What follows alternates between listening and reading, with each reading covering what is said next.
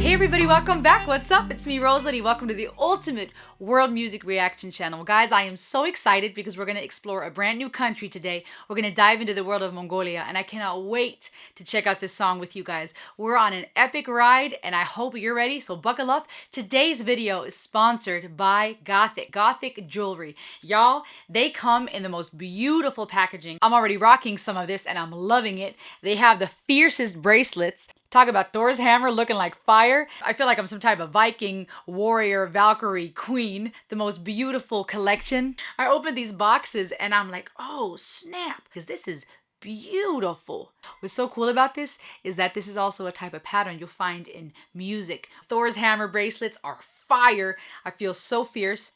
I'm so honored that they're sponsoring this video. You guys get special discounts. If you're interested, grab yourself some jewelry and use the promo code RIDER for 20%. Yep, you heard me, 20% off. I'll put the link in the description and in the comments below. So check out Gothic, all kinds of different products available. I feel fierce and fiery and I feel ready for this because we're gonna check out the Hu band today. This is a Mongolian metal band and I cannot wait. Today's shout out goes to FOG, the friendly old guy, for encouraging me to check out this video.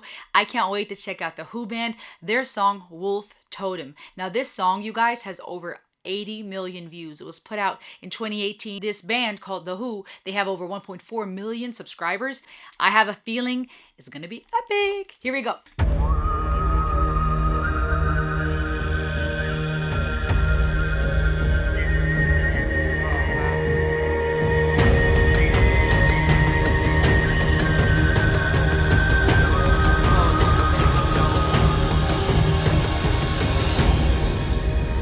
It's like a movie introduction.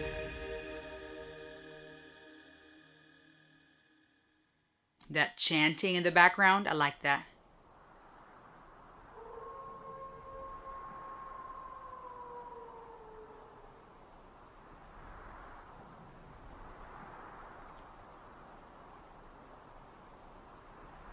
This group is from Ulaanbaatar, Mongolia. And I like how they're showcasing their beautiful heritage.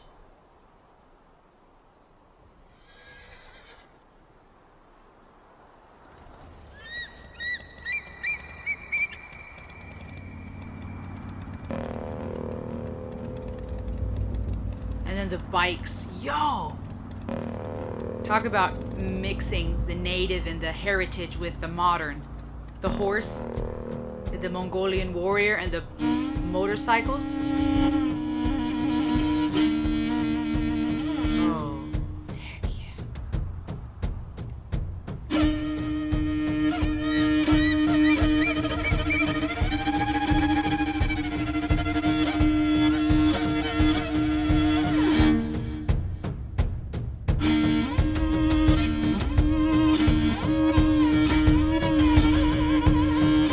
Bikers are awesome.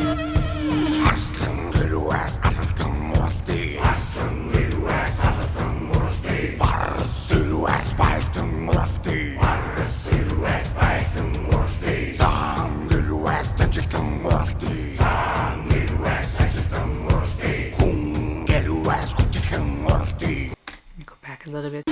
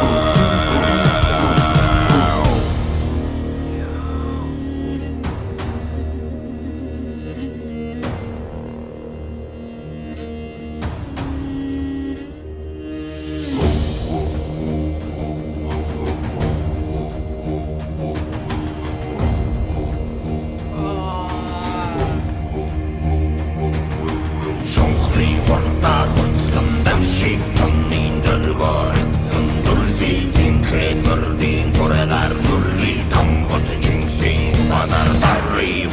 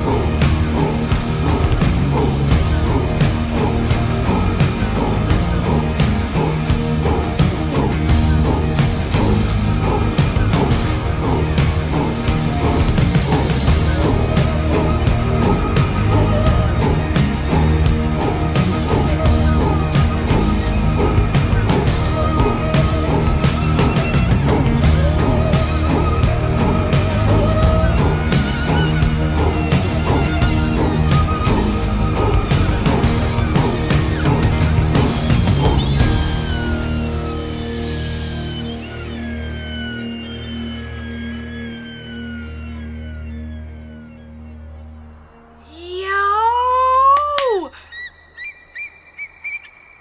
Oh, snap!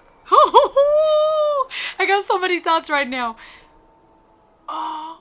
And then the wolf howling again. The wolf in the beginning and then at the end. Guys, this was fire. Oh my gosh. Where do I begin? Where do I begin? Oh, it's like buzzing, dude. That, oh, I can't even do it. Forget about it. Forget about it. This was, oh. Guys, where do I start? So they're Mongolian. And I love how they were mixing the native and the ancestry and the heritage of Mongolia in this, but then also bringing in that modern with the biker gang and all the bikes rolling up and the instrumentation. You had that strong beat, the drums carrying the beat throughout. But then you also had all these different native instruments they were bringing in. For example, I think it's the shudraga or shans. It's a 3-stringed, long-necked instrument, like a type of lute, and similar to the Chinese sangxian or the Japanese shamisen. He was playing it with the bowed spike fiddle, so it almost had that stringed instrument, the violin vibe, but not really.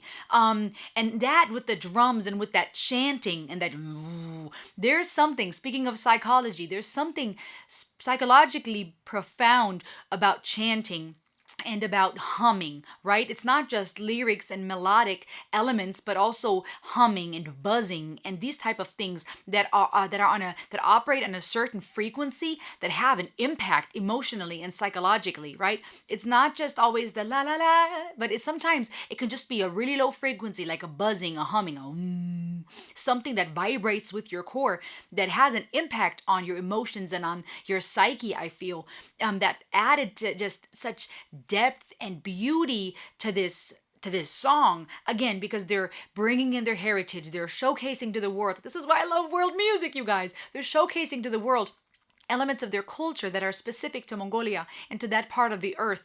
And it's so beautiful. But then to think that they're a Mongolian metal band, okay? I would not think that it goes together. If someone were to be like, oh, tell me what metal is. Tell me about a metal band. I would not think, oh yeah, Mongolia, right? So to marry those elements is so unique and dope to me. But then also that, like I said, that buzzing, that woo, it adds this element of chanting, of reverence, and of power and force. The lyrics are a whole nother level. They were singing in Mongolian, I believe. The song is called Wolf Totem, and they're singing, let's fight the lion and the leopard, let's fight tigers and leopards, let's race against elephants and leopards. And that call and response, how he's leading, and then they're responding and repeating, tagging on what he said. And then it says, if humans come, we'll fight and obliterate them. If tigers come, we'll fight and battle. If you come as a snake, will become Garuda birds and fly over you. Now, Garuda birds, let me look that up.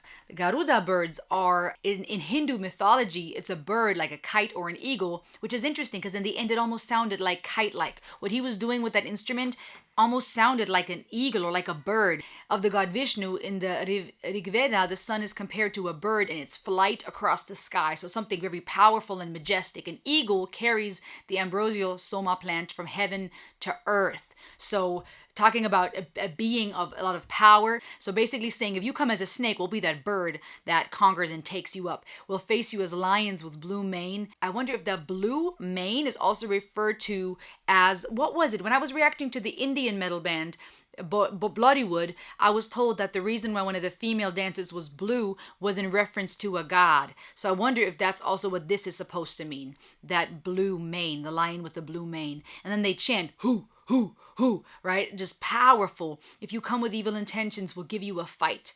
10 of us will strike you as thunder. 100 of us will shatter your heart, your nerves. Thousands of us will destroy and obliterate. 10,000 will hand you the wrath of heaven. Interesting, because see, that eagle, the bird, and the comparison with the sun, bringing something from heaven to earth, right? So if you come as a snake, if you try to deceive, we're going to come with force, with power. We're going to obliterate and fight. And I think this is really cool. Now, when it comes to war and people fighting, of course, ideally, I want to avoid that.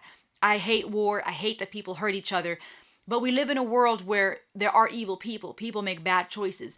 And in a culture, especially in the West, where sometimes it feels like there's been such a huge focus on toxic masculinity, which is a thing. It's possible, right, for men to behave in a toxic, unhealthy way.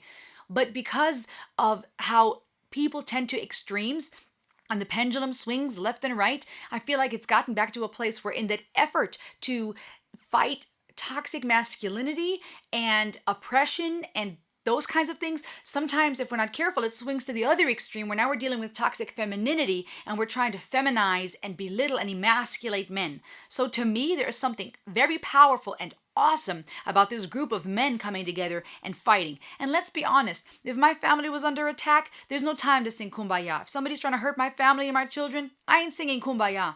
And if there's a group of people, a village, a town, a country, and Mongolians know of this, they're powerful, strong warriors. If we look at history, without turning this into a huge history lesson, if we look at Mongolian heritage and culture and history, we can see they are strong warriors and they know battle. And so I feel like if I was in a town or a village, let's just be realistic. That's being attacked, right? I'm trying to protect my children. We need men to stand up and fight. That goes for physical battle. Again, I hate war, but we live in a world where it's not going to always be peace and happiness. And you want people that are able to fight. And men just scientifically, physically often have a certain advantage when it comes to strength. And to me, there's something powerful about men coming together and saying, you will not come against us. We will fight you like a lion, a leopard, and a bear. We're going to become that eagle.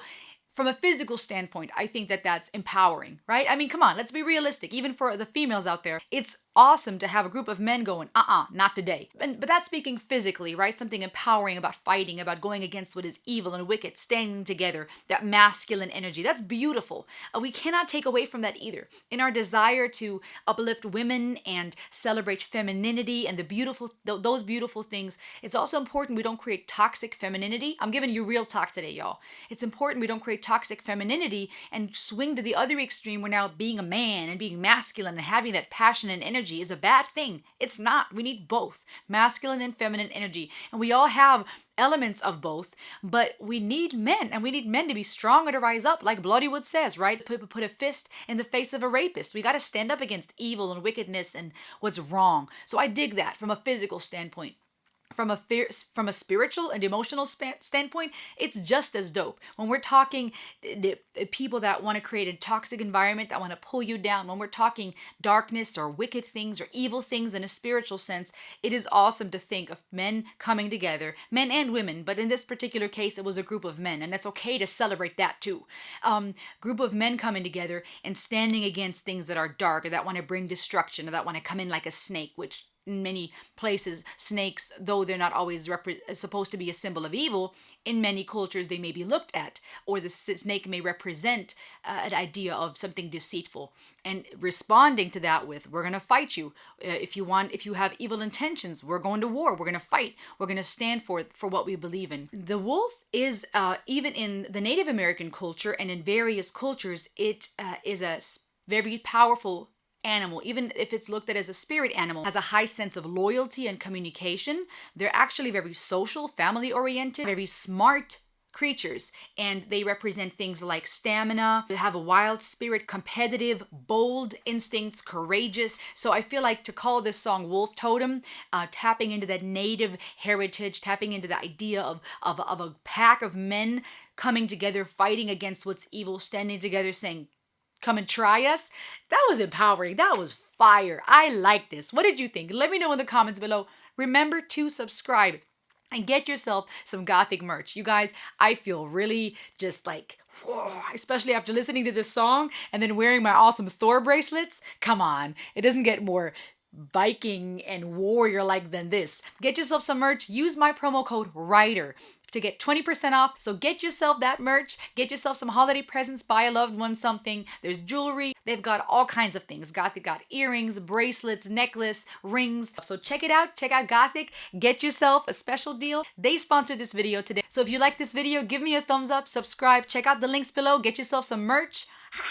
And I'll see you soon, guys. Thanks for watching. I hope you enjoyed this ride. Till next time, ayo!